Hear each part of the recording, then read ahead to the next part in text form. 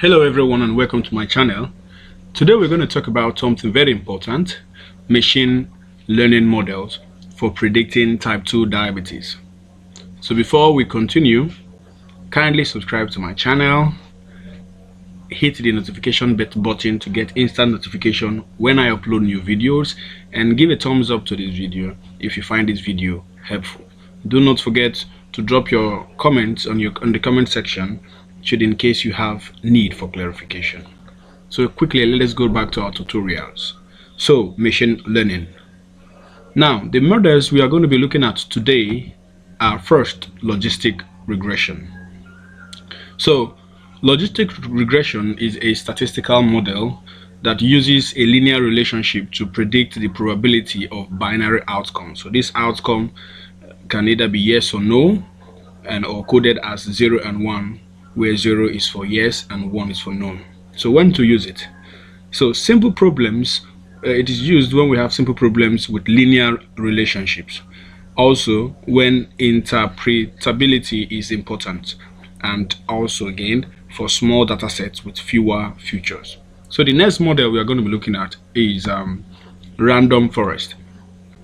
So for random forest, random forest is an assemble learning method that combines multiple decision trees to improve predictive accuracy and control overfitting. So when do we use it? We use it for nonlinear relationships in data, also for need for future important insights, and also to moderate size data with mixed feature types. So the next model, which is the third model, is the gradient boosting. So for this we are going to be using the XGBoost for the purpose of this tutorial. So the gradient boosting builds predictive models sequentially, minimizing errors at each step. So either the XGBoost or the light GBM optimized implementations. Okay, so but for the purpose of this tutorial we're going to be making use of the XGBoost. So when to use it? So we make use of it when we are having complex tabular data sets, and also when high accuracy is required. Then finally for medium to large data sets. So this will be the third model we're going to be looking at for the purpose of this tutorial. Then the final one will be the support vector machine. So we are going to be calling it SVM throughout the video and the tutorial. So kindly note, when you hear SVM, we are referring to the support machine language. So the SVM is a supervised learning model that finds the optimal boundary to separate classes in a data set. So when do we use it? When we have small data sets with high dimensionality. Also when we have binary classification tags. And finally for complex decision boundaries. All right, so quickly, for the purpose of this tutorial, we are going to be making use of R. Okay, so let's go to R. I have a data already we are going to be using for this tutorial. A data we are going to be, so let's go to R and see how we can fix this and run the analysis. So here we are in R, and in my notepad I am having all the codes we need. So before you begin this analysis in R, do well to have installed these various packages in R. So we have the tidyverse, we have the caret, we have the random forest. So you are to download and load them in R. So for the caret here, we would use it for splitting data and evaluating the models. So that is why we need a caret there. Then we have here, we have the random forest. So the random forest is used for the random forest models. Then the XGBoost here is also used for the gradient boosting. Then we have the SVM. The SVM here is used to provide tools for support vector machines. All right, so basically that is what we are having. That's what we need to do first before we start our analysis. And there is something that I didn't include here, but we must also have that. We need to also download this, the proc. So we need to also download this, download and install this. All right, so this proc here helps us to calculate and visualize the performance of our models. So at the end of, towards the end of the analysis, we are also going to have to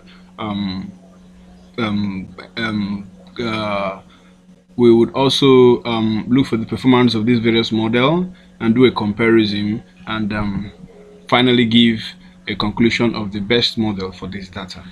All right, so we would have to do that. And your deployer, you also have to load your deployer as well. Download and load your deployer. So if you have done that, let's quickly go to the steps. For step 1, we have to load and inspect the data. So to load our data here, we are going to be using the read.csv, and we paste this in our studio. So here we have the variable name data, and we're using the function read.csv. So I will click Ctrl Enter. So let me just minimize this. So my data is saved in desktop as diabetes. So let's look for it.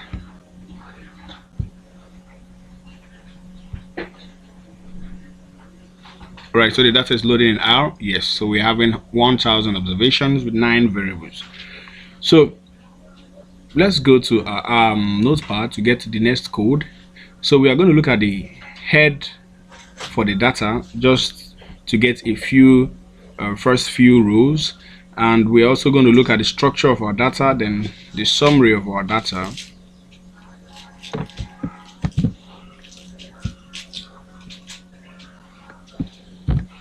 All right, so paste it here. So I will just Ctrl Enter this. All right, so our data here, from what we're having here, we're having age, body mass index, glucose, family history. So we have family history here for if within your family you have diabetes, cases of diabetes. Yes. If no cases of diabetes, the response will be no. So we have physical exercises, we have low, moderate, and high. So dependent, this physical activity is more like exercise. Individuals who do low exercise, some who do moderate, and while others who do high. So the occupation as well, their type of jobs, that is under occupation status. Then we have diabetes, then ye. All right, so let's explore the structure of our data. Control Enter. So our data is a data frame. It's in data frame. So we can actually take a summary, a descriptive statistic of our data. Okay, so should in case you need that. But the main focus on this tutorial is how to model this data using Logistic and other various models I have listed previously. So now let us go to the next code, which is to check for missing values. So this is the code for that. I will copy this into R and paste it, then Control Enter. So from here you see that there are no missing values. So let's move on to the next code. So what I will do here is, the next code here is to now convert our data, our factors rather, our categorical variables to factors. All right, so that R can be able to treat them as individual factors. So all our categorical variables from our data, we are going to convert them to factors, so that R can know that yes, these are actually categorical variables. So Control Enter for this, Control Enter, Control Enter, Control Enter, Control Enter. So we are having categorical variables for family history, physical activity, occupation status, diabetes, and gender. This you can find from the header. You can So under the head, you'll be able to see the categorical variable. We have the family history, physical activity, occupation, stature, and diabetes. So basically, those are the categorical variables that we are converting to factors. So the next is to normalize the numeric column. Right, so we are normalizing the numeric column using this code here. So we just control enter. So after doing that, we go to the next,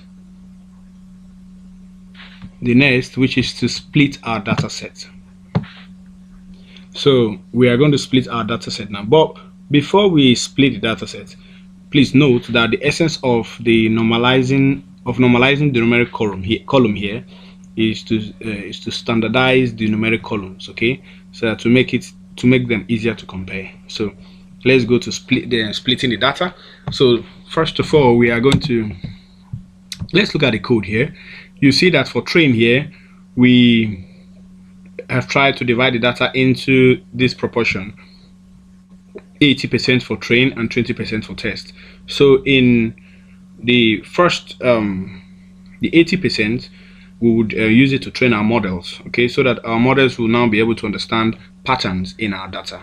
And using these patterns now, we would now use the remaining 20% here to test. So our model will have a better understanding of our data because it has learned it using the training data. Okay, so Control Enter, and it's saved in our RStudio. Control Enter and this. So now let us now train our model. Okay, we are going to the first model here is the logistic regression. So we are going to use the GLM here, which is the generalized linear model, to do this. All right, so now quickly let us so basically the diabetes here is our target variables together with the predictors. So click Control Enter, and then we make our prediction. So we are going to try to predict for both the yes and the no's. So after doing that, let us evaluate the performance. So we are going to be evaluating the performance using the code. First, we are going to obtain the confusion metrics. Okay, so that's what we're going to be doing first. So for that, we are going to Control Enter to get the confusion metrics. So let's go to the confusion metrics and try to see what we have there. So from the confusion metrics, you will see that the model predicted all observations as yes, resulting in a no detection of no class. All right, so that is what the confusion metrics is telling us. So this is saying that for every case here, no matter what the actual answer should be, the model is predicting just yes. All right, so it's like asking someone or some group of persons if they are hungry, and they always say yes even if they are not hungry, because of this the model completely misses all the no answers. So all the answers that has no, the model is missing them. So meaning that it is unable to identify any case where the correct answer is no. This happens when the model is biased towards the majority group, which in our case is yes, and ignores the small group, which in our case the no's. All right, so basically that is what we are having in the confusion metrics. So let's go further. Let's go to the accuracy. We have in 0.7035, which is about 70.35%. But this reflects the imbalance in the data, in the case in the class distribution bias. So that's what this one is representing. Then let's go to sensitivity. So for the sensitivity here, we are having zeros, all right, 0.000, which means that our model was unable to dictate the no class. It was unable to dictate the no class. So for the specificity, we're having 1, which means that our model perfectly predicts the yes class. That's what it's saying here. And now the next one we need to look at is area under the curve. So for area under the curve here, we are having 0.5383, which means that the model is slightly better than random guessing. So the model is slightly better than random guessing. So from this result, we can conclude that the logistic regression performed poorly, especially in distinguishing the no class due to class imbalance and likely misspecification of the linear model. Basically, that is what the result here is telling us. Remember, the data here is purely for the purpose of this tutorial. Okay, so now let us go to the next model, which is random forest. So we are going to repeat the same thing we did for the logistic regression.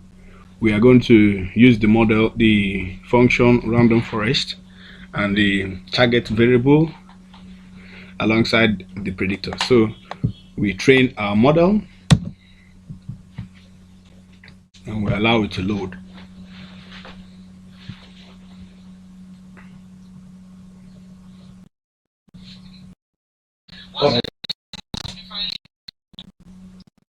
Now we make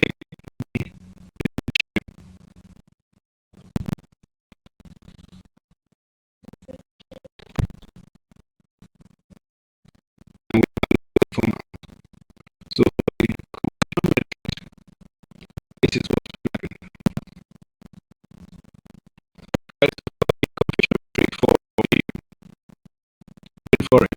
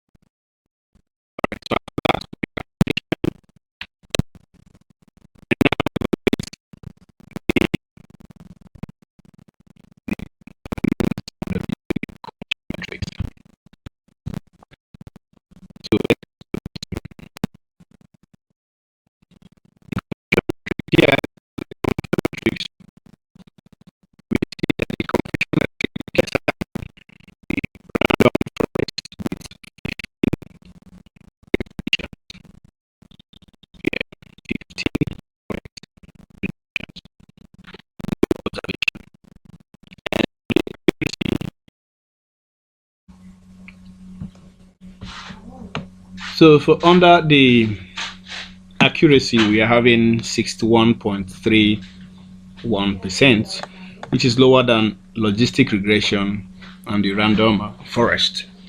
Okay, let's go to sensitivity. For the sensitivity, we're having 25.42. Oh, so this is a significant improvement compared to the others for the no class. Okay, and for the specificity, we are having 76, which is 0.76429. Yeah, so we're having 0.76429, so which is around 76.429%, which is lower compared to the logistic regression and rainforest. So for the area under the curve, we can obtain that using this code here. Control enter.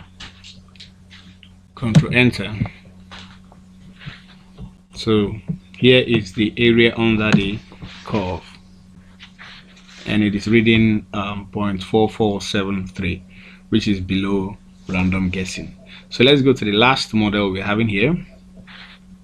So, but before we go to the last model, let's quickly look at the general conclusion for this result. So while this particular model showed better sensitivity than the other models, its overall performance was suboptimal. So we are still going to look at other things we could do to actually optimize the various performance of this model. So let's go to the last model and see how we can go about it. So let's train the model,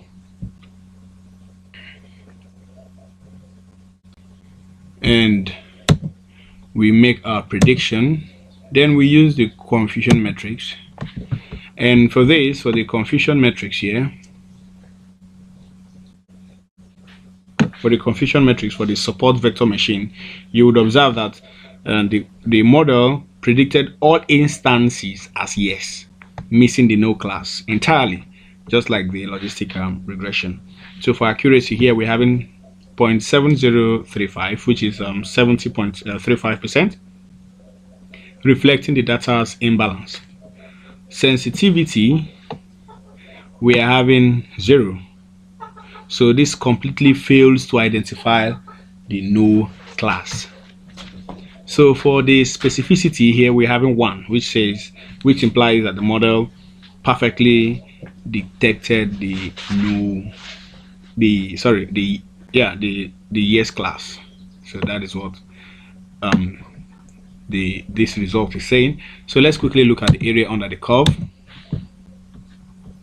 For the area under the curve, we are having 0.5458, slightly better than random guessing. So for the conclusion for this, similar to the logistic regression, this particular model, the support vector machine, was unable to handle class imbalance and failed to dictate the no class. So basically that is what we are having here. We can go further to perform other ways of evaluating this model. We can actually go further to have a plot to see how these models can be visualized.